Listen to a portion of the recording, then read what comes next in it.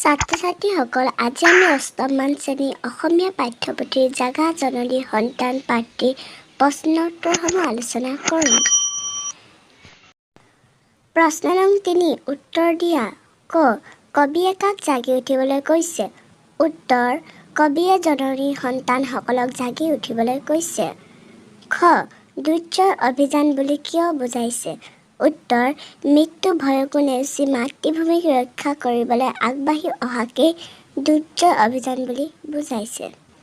গ. দুৰ্জয় অভিযানেৰে কি কৰিবলৈ কৈছে? উত্তৰ: দুৰ্জয় অভিযানে মাতৃভূমি সন্তান ৰক্ষা তথা বহিঃশত্ৰুৰ পৰা ৰক্ষা কৰিবলৈ কৈছে। ঘ. জননী সন্তানক কিহে দুৰ্বল কৰাৰ কথা কৈছে? উত্তৰ: জননী সন্তানক কৰ্মহীনতা অথবা কাপুৰুষতাই দুৰ্বল কৰাৰ কথা কৈছে। ঙ.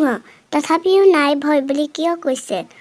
উত্তৰ: তথাপিও নাই ভয় বুলি এই কাৰণেই কৈছে যে জননীৰ সন্তান সকল দুৰ্মত বীৰ অজেয় নৱজোৱান, তেওঁলোক শক্তিমান দুৰ্নিবাৰ।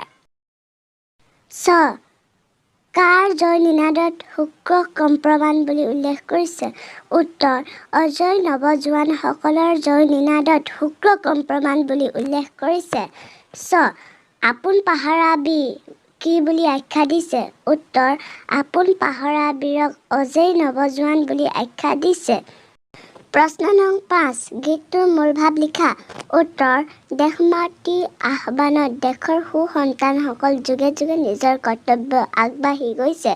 স্বদেশ স্বজাতিৰ উন্নতি আৰু ৰক্ষা অভিযানৰ কৰ্মহীনতা অথবা কাপুৰুষতাৰ কোনো স্থান নাই। দেশৰ প্ৰতি থকা অপৰিসীম ভালপোৱাই মানুহক শক্তিশালী আৰু দুৰ্জয় সাহসী কৰি তোলে।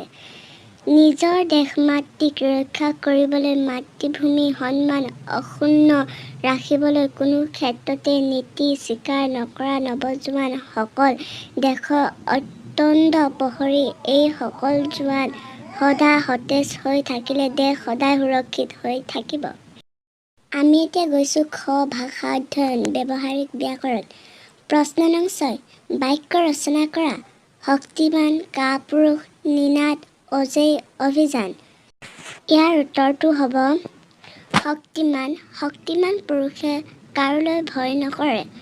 কাপুৰুষ, সমাজ আৰু দেশৰ অন্যায় কাপুৰুষৰহে কাম। নিনাদ, গহন বনত চৰাই চিৰিকতিৰ শুৱনিত নিনাদে মনত বৰ আনন্দ দিয়ে। অজেয়, মহাবীৰ লাচিত এগৰাকী অজেয় বীৰ আছিল। অভিযান, সৰ্বশিক্ষা অভিযানে অসমৰ শিক্ষা জগতক নতুন পথৰ সন্ধান দিছে। প্ৰশ্ন নং ৭ সন্ধি গঠন কৰা আৰু ভাঙা।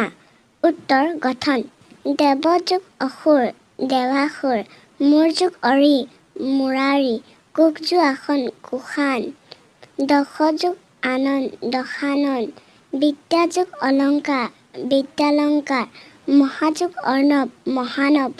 উত্তৰ: ভাঙা।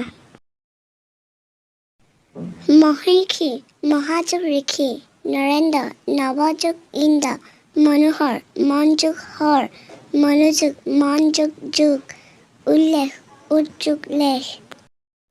উজ্জ্বল, উদ যোগ জল, নাবিক, নৌ যোগ ইক, দিগন্ত, দিক যোগ অন্ত।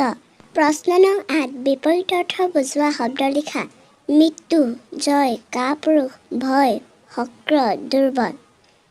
উত্তৰ: মৃত্যু জন্ম, জয় পৰাজয়, কাপুৰুষ সুপুৰুষ, ভয় সাহস নিৰ্ভয়, শক্ৰ মিত্ৰ, দুৰ্বল সবল। প্ৰশ্ন নং ৯ তলৰ শব্দবোৰ সমাৰ্থক শব্দ লিখা। জননী, সন্তান, বীৰ, নিনাদ। উত্তৰ: জননী মাতৃ, মাক, আই, জন্মদাত্ৰী। সন্তান, পুত্ৰ বা পুত্ৰী, তনয় বা তনয়া, পু বা পুৱতি।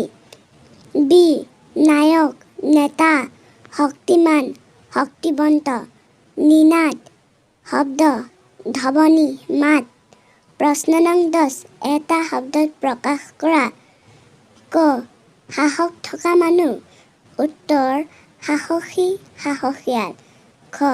জাকৈয়ে মাছ ধৰা মানুহ। উত্তৰ জাকৈয়া। যাৰ শক্তি আছে। উত্তৰ শক্তিমান শক্তিবন্ত। ঘ যাক জিনিব নোৱাৰি। উত্তৰ অজিনী। প্ৰশ্ন নং 11 তলত দিয়া বিশেষ্য পদবোৰক বিশেষণলৈ পৰিৱৰ্তন কৰা। মান দুৰ্বলতা, দৰ্শন, দুখ, মানৱ। উত্তৰ মান হ'লে মানি, দুৰ্বলতা দুৰ্বল, দৰ্শন দাৰ্শনিক, দুখ দুখীয়া, মানৱ মানৱিক। যদি ভিডিঅ'টো ভাল পালে লাইক কৰিব, কমেণ্ট কৰিব, শ্বেয়াৰ কৰিব আৰু ছাবস্ক্ৰাইব কৰিব। ধন্যবাদ। জয় আই অসম।